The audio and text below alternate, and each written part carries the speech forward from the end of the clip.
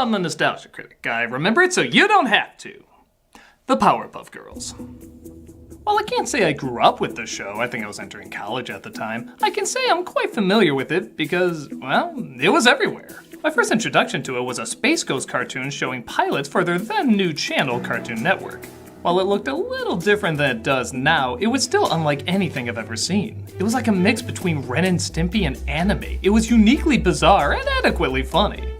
Their popularity grew so much that Warner Brothers eventually gave them their own Powerpuff Girl movie, the Powerpuff Girl movie.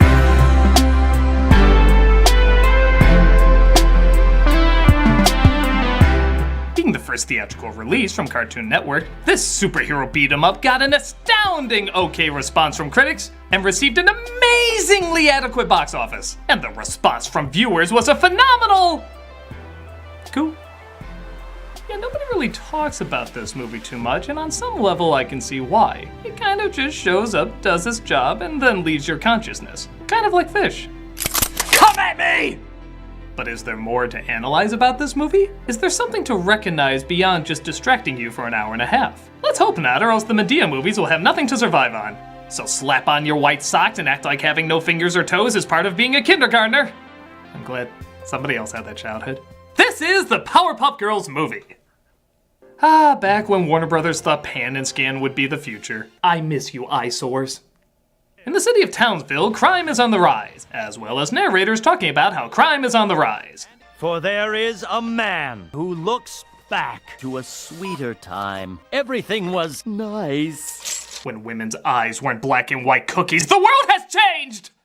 This man, the narrator simply calls the professor, tell me there's a fan theory connecting these two, goes home to conduct an experiment while his lab monkey starts wreaking havoc. Hey, it's how some fans react to the new Powerpuff Girls cartoon. With a weird name like that, he won't go anywhere. The monkey spills chemical X into the mix and, well, you've seen the opening. Don't look at them too long. I think the Ring video is in their eyes. Yeah, like many viewers say, their look can be a little Night Terror-esque, but their cute personalities do shine through the more he interacts with them. I can't believe it. I wanted to make some kids that I could teach good and bad, right and wrong, and in turn maybe they do some good for this terrible town, and now I can. It's nice knowing the motivation after he did the motivational thing. He quickly finds out that they have superpowers. Thank God for this slow pan over to Chemical X, or else we never would have found out what did it. Except for the other times you focused on it, and the fact that's repeated over and over in the show's opening credits. I think kids can connect the dots. But the stupid monkey was affected too and abandons them for the time being. The girls help the professor do everyday things like paint their room, bring in toys, and even put in some windows. I could see some windows. I'll call a contractor tomorrow. Bet you didn't know Satan sold him that everything nice. You will bow to Beelzebub and his minions of death, and also feed us Cookie Crisp before bedtime. The dog is cute. It looks like their laser eyes make the windows, and all this oddness tires them out. So they're put to bed while the professor comes across a picture they drew. Okay, the PG promised me non-stop frenetic animated action, which sounds more like a critic quote than a warning, but you come through on what my parental guidance is required. The next day, he takes them to school, and they're introduced to their teacher, Miss Keene. Hey, you wanna play? Ah! Why does every kid's eyes look like Buffalo Bill should be staring down them? Do you think they'll be okay? Because they're really special. I mean, really special. Don't worry, we take all kinds of kids. That one in the corner, for example, hasn't blinked in days. It still haunts my soul. The kids seem to fit in fine until they play a game of tag. Tag, you're it! Oh no! I've been affected! All right, what's going on here? Boy, Popeye's testicles dropped at an early age. The kids show the girls how to play, and they take it, well, a little too seriously. Tag, you're it!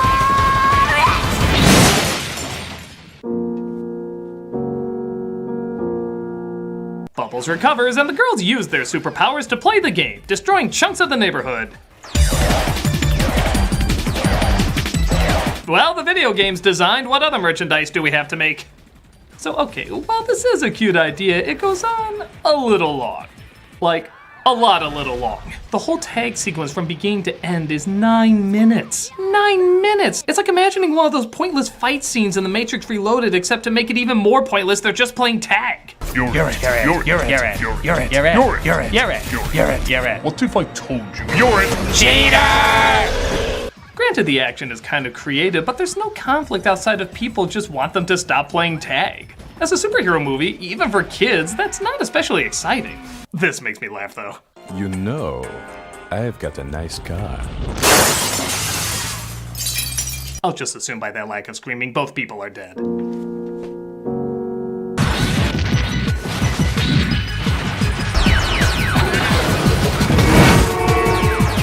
The funny thing is, Man of Steel fans somehow interpret this as saving the city. The mayor of Townsville sees the destruction and in an almost minute-and-a-half build-up to a joke, they like to play the long game in this. He gets a pickle instead of responding to the violence. Back when a politician doing that almost sounded silly.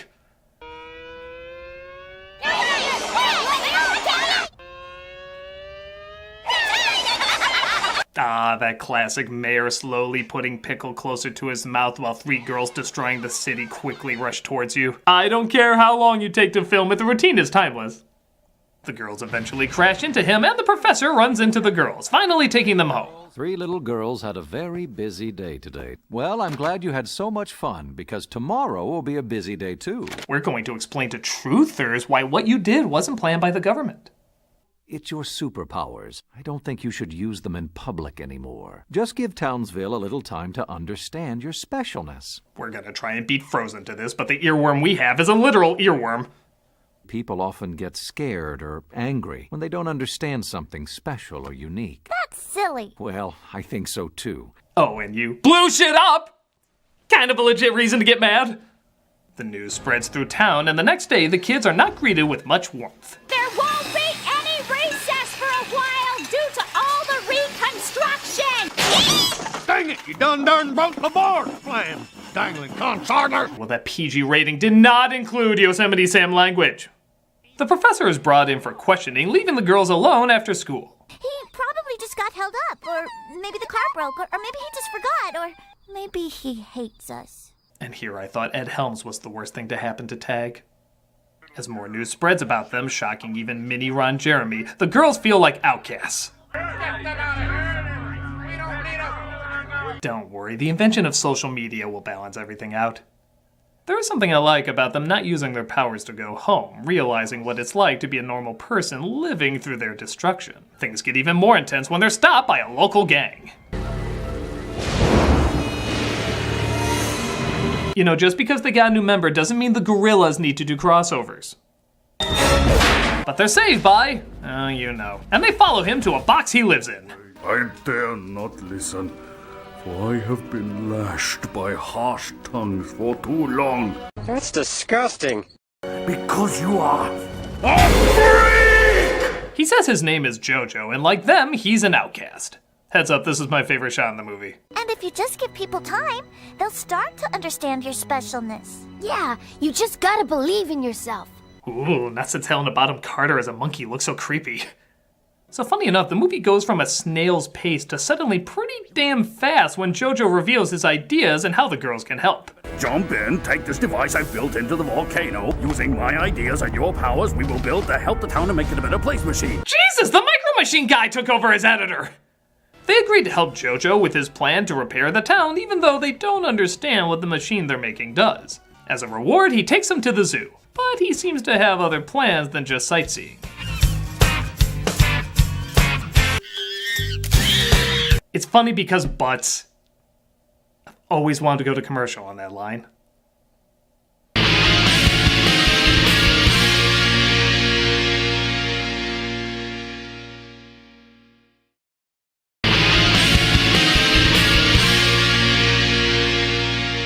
So after putting darts in all the monkeys at the zoo, Bubbles notices a baby dropped his toy.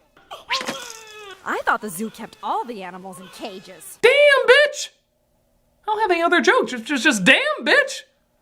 Deafen yourselves to their heartless words. And now it's time to play Dude That's Totally Got Another Meaning. They are unaware that your actions will have helped change their world forever. Dude That's Totally Got Another Meaning. You think they'll be surprised? Oh, yeah. Dude, that's totally got another meaning. You think they'll still be mad at us for playing tag? No. Dude, that's totally got another meaning. Will they love us?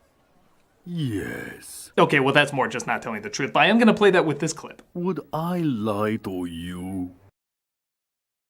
The cops drop the professor back home as Jojo starts his evil plan, transporting all the monkeys from the zoo to his lair. Green. Nothing good in a lair is ever green.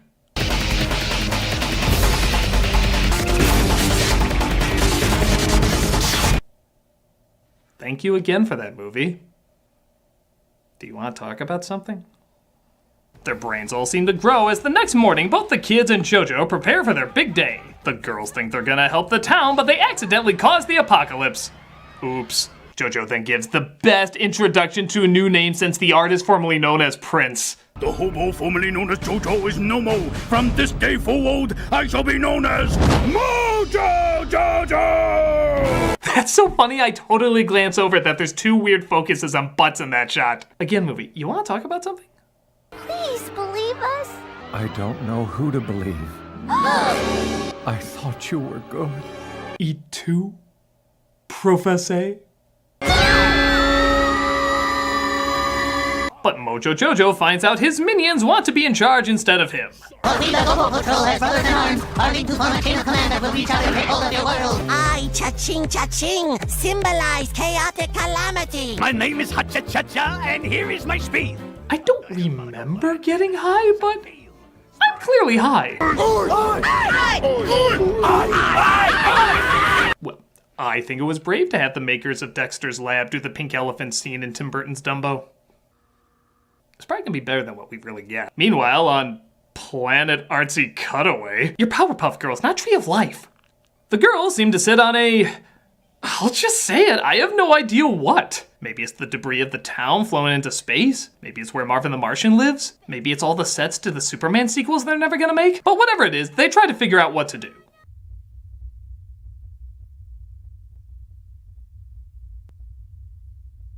What is this, a Swedish expressionist film? Just punch it! But they hear the professor cry in pain, despite he's kind of the reason they were up there to begin with, and they rush back to save him. On the way, they find they can save other people too. Hey, what about the dog? That's my cat's favorite scene. You should see the look on his face. That's the face he makes. But Buttercup punches one of them and they get an idea. Come on, girls! Let's put an end to this guerrilla warfare! Violence! That's what'll save the day! We're gonna have to do so many PSAs to balance this out? Wait, that's not a thing when this was made? Ah, good. Just blow shit up to blow shit up. I'll just say it, it's really weird but really awesome to see this much animated violence in a kid's film again. I don't think I've seen this much hand-drawn explosion punching for children since G.I. Joe the movie.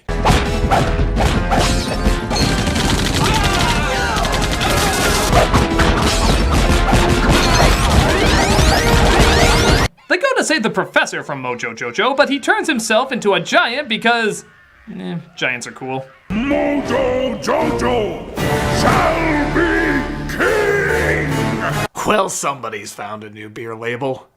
The girls, of course, try to stop him, leading to even more fun action.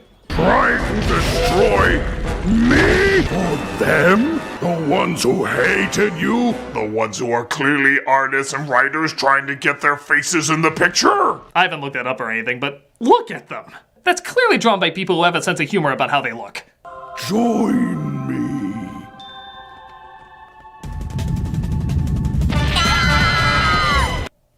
Well, that's a shock. I really thought they were gonna join him. Do you think these are Mission Impossible twists? They defeat him just as the professor comes up with an antidote to shrink him down. The girls even have a chance to take away their powers, but the town wants them to keep them. That was super Amazing! Fantastic! Thank you. Oh my God, you can talk!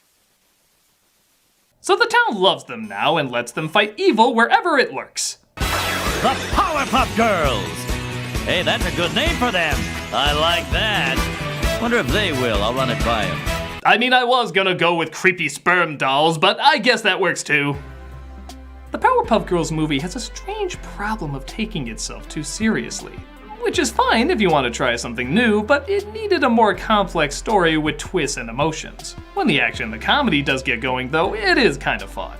It's not as fast or creative as the show, but the upped production value does make it nicer to look at. Especially for a time period when this kind of style just wasn't seen in movies. Nowadays, this kind of simplistic style with fast action is all over the place. But back then, this was pretty rare, so I guess you could argue on a technical level it was a little ahead of its time. As a movie though, it's alright. I would have liked if it was a bit more clever in its writing, but it still felt big enough to be more than just an extended episode. Fly on in and check it out for yourself. I mean, it's gotta be better than next week's movie. What are your thoughts on that, Chaplin? I think that face says it all.